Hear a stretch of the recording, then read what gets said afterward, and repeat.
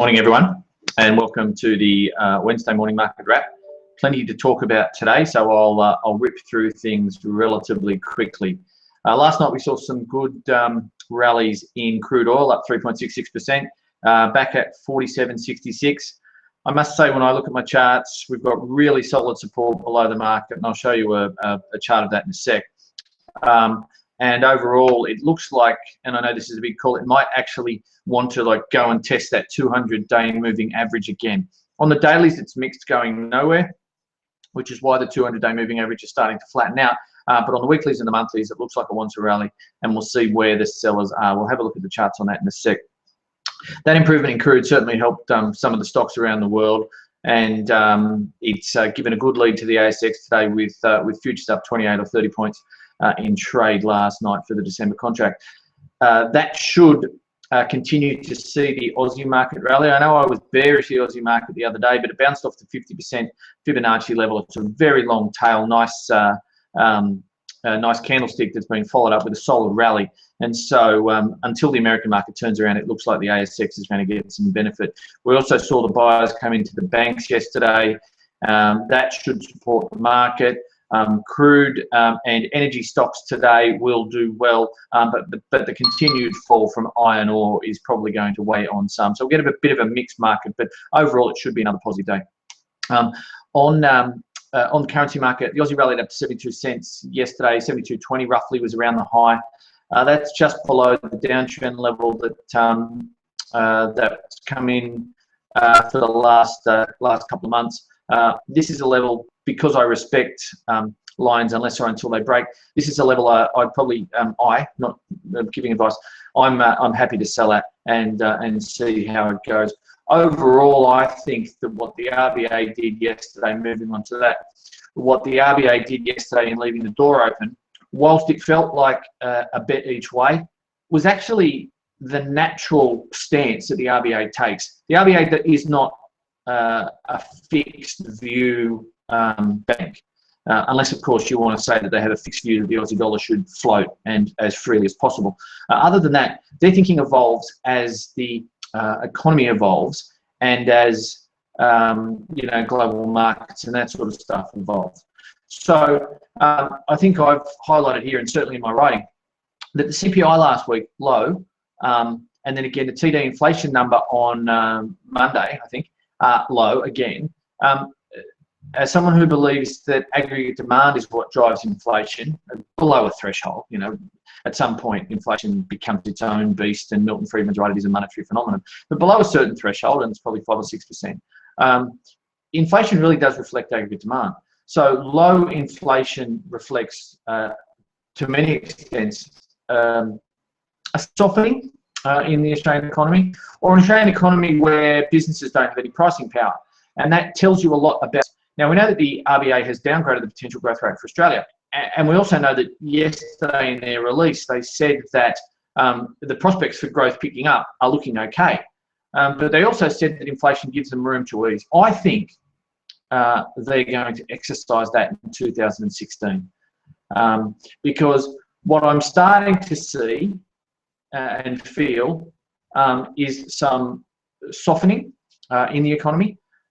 It's only just starting to the many myriads of things that I look at. The Dun & Bradstreet business survey was surprisingly weak, I thought, and in many ways out of context with the NAB report, but it's another survey done at a different level, so worth noting.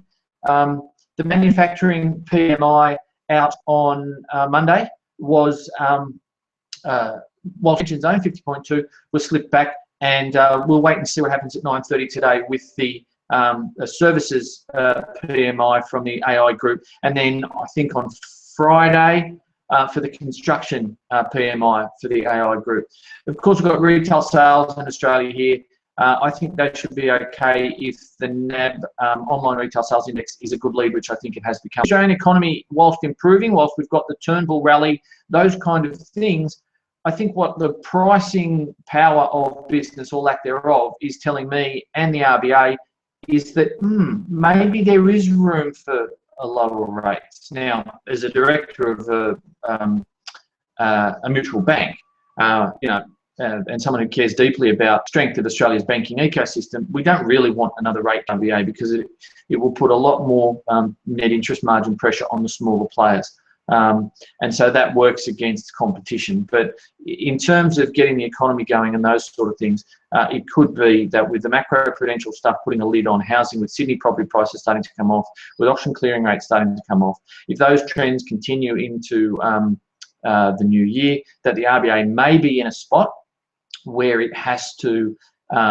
or feels it has to, feels that it won't hurt. And I strongly believe, and always have said for 20 years, what the RBA seeks to do is do least harm. And so at some point there may be an easy. In terms of the Aussie dollar, we're up here at 71.82. As I said, this is my sell zone, or it has been above 72. Last night was. And the euro is under a little bit of pressure today, back down at 109.60. Mario Draghi was trying to muddy the waters again. It's clear that the hardliners in the ECB have given him a bit of a slap, but the market doesn't believe him. He said the same thing he said on Il Sole over the weekend, that we need to assess things. So they're the big moves. Of course, gold, irrelevant. Stocks are rallying, so who cares about gold? That's not a criticism of gold, it's just the reality of the way the market is at the moment. And gold's back at 117. Now, I just want to quickly read you something that I saw on Business Insider this morning. I put it in my 20 seconds report, so have a look at that. It's a cracking article by Julia LaRoche, and it's linked in 20 seconds. But it's a comment from Paul Singer. And what Singer says is, everything in the markets is more dangerous than it used to be. Now, we all know that volatility up and down, it has increased. But what Singer says is, the fact the recovery after August 24th was just about as fast as the collapse should be of no comfort to those who understand the market mechanism as currently structured. It's unsound, with the scope and intensity of future episodes just waiting to be unlocked. He gets a bit kind of esoteric and talks about the fluttering of a flock of birds and those kind of things, which those of you watching in the city probably don't get to see, but those of us in the bush do. But it's a really interesting article, and I think you should read it. It's by Julia LaRoche. You'll find it on the Money and Markets page on Business Insider Australia, or of course, if you just look at my 20 seconds guide either at my website or at BI, you'll find the link. That's really important about markets because, of course, we've got we've got stocks here on the S&P back at 2109, and we've talked about the resistance zone being 2100, 2135. We're in that zone. That's the peak. Can it kick through? Sentiment's the market's the market. We'll just have to wait and see. But now let's have a quick look at a couple of charts. So I'll share my screen with you. Just bear with me for one moment, and then we'll end it. And I'm heading down to wonderful Newcastle and then Sydney. So here we have, this is Crude. So let me just blow that up a little bit so you can get a better picture. So this is the trend line I've had in there for a while. We've seen a clear rejection of the 200-day. I might put the crosshairs, that's easier to see. We've seen a clear rejection of the 200-day moving average here a few weeks back. We've come down, and then effectively, even though we went down below, but we've closed on it. Effectively, we found support at the range bottom for the September or the post-August August lows.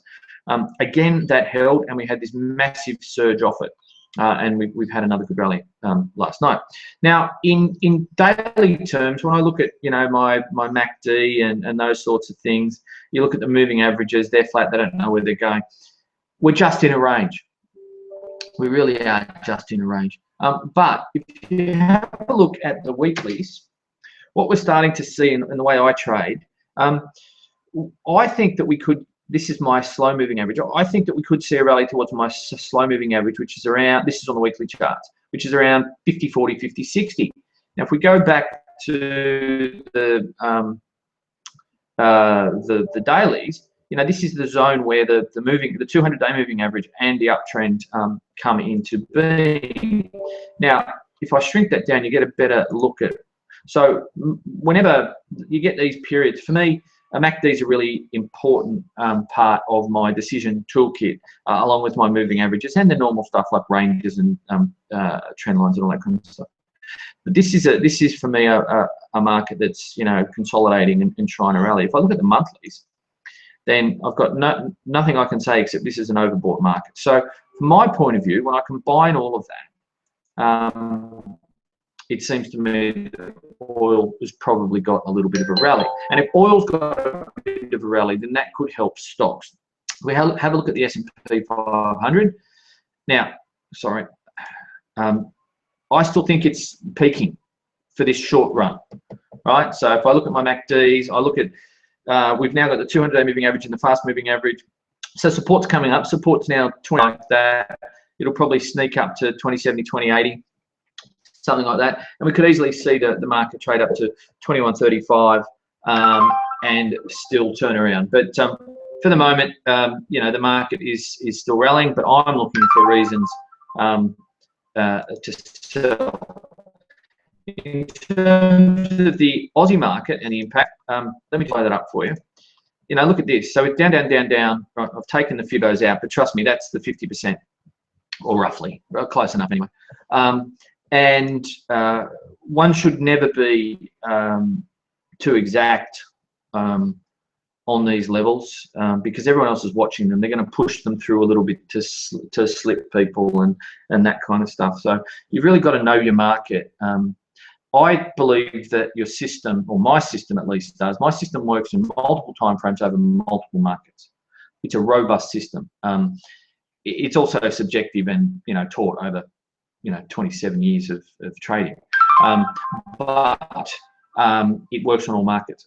But another thing you need to understand when you're trading, of course, is that each market has its own idiosyncrasies. And those idiosyncrasies are important in helping you to determine where you place your stops and that kind of stuff. One of the easiest ways to do it, of course, is to use a volatility stop. And what I do is I normally look, I take the leaf out of the turtles and I look at average true range and I look at that, and that helps me set where I set my stop levels. Anyway, shutting up for a minute. Long tail, still a down day, naturally. But when that to me is, having seen it a few times, is kind of a bottoming. We've had a nice rally. We've got you know, this includes futures and cash. This is MT4, of course, not the physical ASX market. And then, you know, so to me, we could get a run of another 50, 60 points on the Aussie market. Of course, the Aussie market's decision is hardly its own. It's very much a function of what happens offshore. Looking at the Australian dollar now, and then I'll shut up and be quiet. We've had that breakthrough. 72.25 is this downtrend line. You might say, oh, you missed that high, blah blah blah. But that's a level I'm watching.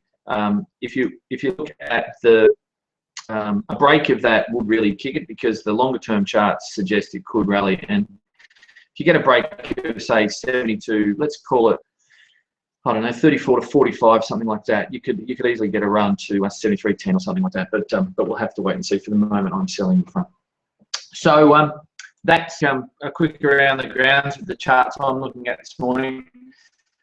Retail sales. So Australian services PMI's out in 12 minutes. Retail sales and trade at 11:30. The Chinese services, I'm looking at myself from the thing instead of looking at the camera. Chinese services PMI is out at 12:45 Sydney, Melbourne, Brisbane time. No, not Brisbane time. It'll be 11:45 Sydney, Melbourne time.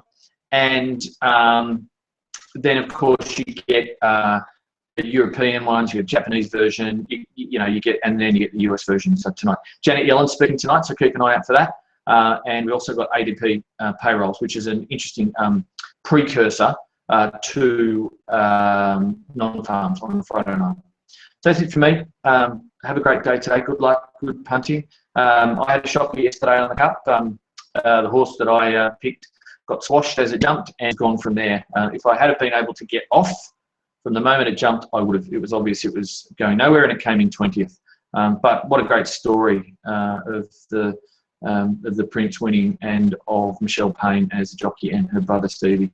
These are great stories. But anyway, I've gone off on a tangent. I'm Greg McKenna. You can find me at Twitter at Gregory McKenna. You can always find me at Business Insider. You can find me at my own website, gregmckenna.com.au. If you have any questions or thoughts that you want to share, feel free to bounce me on Twitter.